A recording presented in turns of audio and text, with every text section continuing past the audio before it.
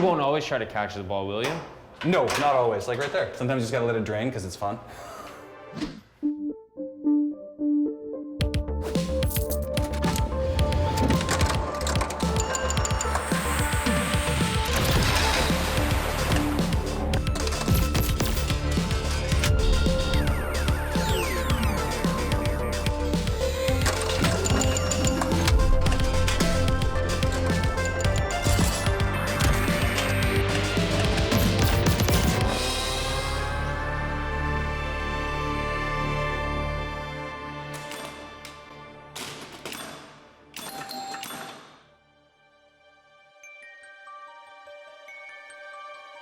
For 20 years, I hardly played any pinball.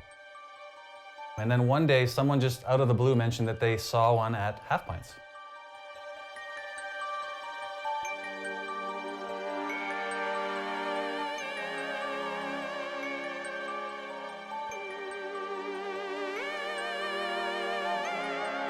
When I walked in and saw that there was a Ghostbusters pinball machine, I was immediately 15 again.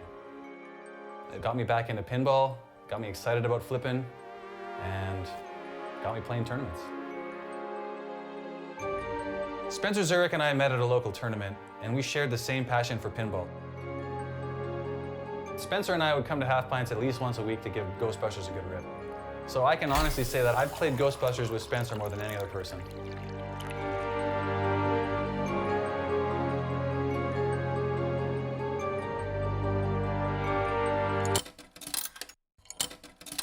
Welcome to the Ghostbusters, Tex. Think I can get in my first shot, Trev? I think you can do it. The ramp I never get. I don't know how you did that. So when you're walking up to Ghostbusters for the first time and you are familiar with it, so what's your approach, like playstyle-wise? Would you want to maybe control the ball more or play on the fly? It depends on who I'm playing against, to be honest. If I'm playing by myself, I'm usually a lot more comfortable and I'll try to catch the balls and see things. Nice. But when I got someone over my shoulder, there's a lot more pressure that you want to just kind of plunge. That's true. So you play like a control style and a flow style? I prefer to just play chaotically and kind of just keep the ball up. It's more fun, but I know that with control, you hit more points. You hit the lit shots. Pinball's all about hitting the lit shots. If you don't hit what's not lit, you won't really get any points. Shot accuracy is very important. You could drain in 30 seconds, but you hit 3 shots, then I could keep it up for 10 minutes and be a million points under you.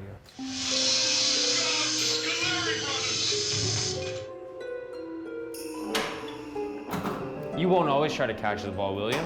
I find myself trying to be a flow player when I get in the moment. Sometimes you can't escape it, right? But often, I will try and catch the ball like that, just to get it in my hand and then take a second and see what I got. Trying to catch a fastball more or less end in a drain. It's very difficult to catch a fast-moving ball, that's right, yeah. So if you find the ball kind of floating lazily around the flippers, sometimes doing nothing is the best option. Dead bounce to a catch. Dead bounce or a catch, or just letting the flipper do the work and then raising it just to hold it there rather than flip it away.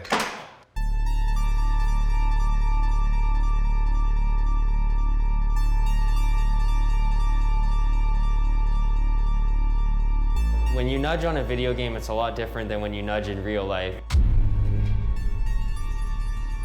A video game's a lot more forgiving than the real machines. Some machines you could touch once and you'll tilt. Some machines you could throw across the room and you won't tilt. So that also changes your game style too. If I'm playing a machine that's deadly tight with a tilt, I'll try to not even put my hands on it, knowing that I'm a very physical player, and I'll push the machine into a tilt. It's all about how they're set up.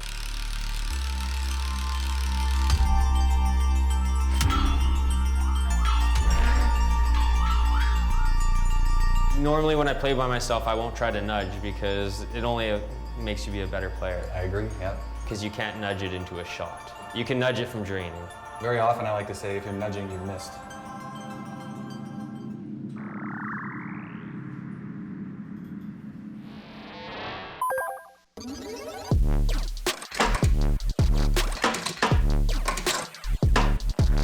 once you learn how to control the ball, one of the first things you can try to do is a post pass.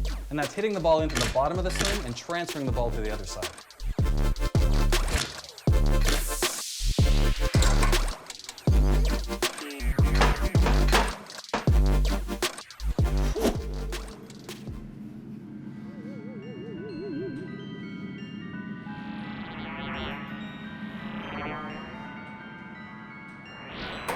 The only way you can learn a machine is to try to do the shots you're not used to. And that comes reading the rules, learning how the game plays, that kind of thing, eh? You could have a better ball without multi-ball on this game than you could having multi-ball. Yep.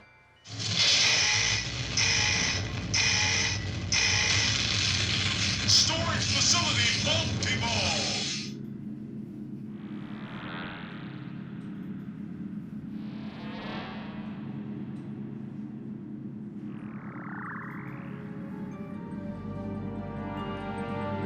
Super jackpot! This isn't a repetitive game. There's how many different skill shots do you have, how many different modes do you have to start, how many different wizard modes there are. It's one of those kitchen sink kind of games where they just threw everything into it. That's what's nice about Slimer is that he doesn't take away the entire playfield when he comes out. And he comes and goes. Oh, nice. Nice little wiggler. I find that it keeps drawing me towards it even though I've probably put $70 or $80 into this actual machine over the past few years. And that's fair, it is beautiful. Oh, a little fumbly Pete. I'll blame the GoPro.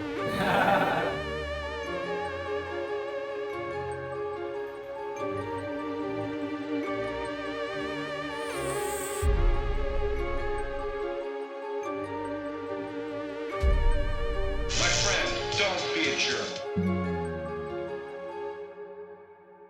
Hey, watch it, kid. Back up, man. I'm a scientist.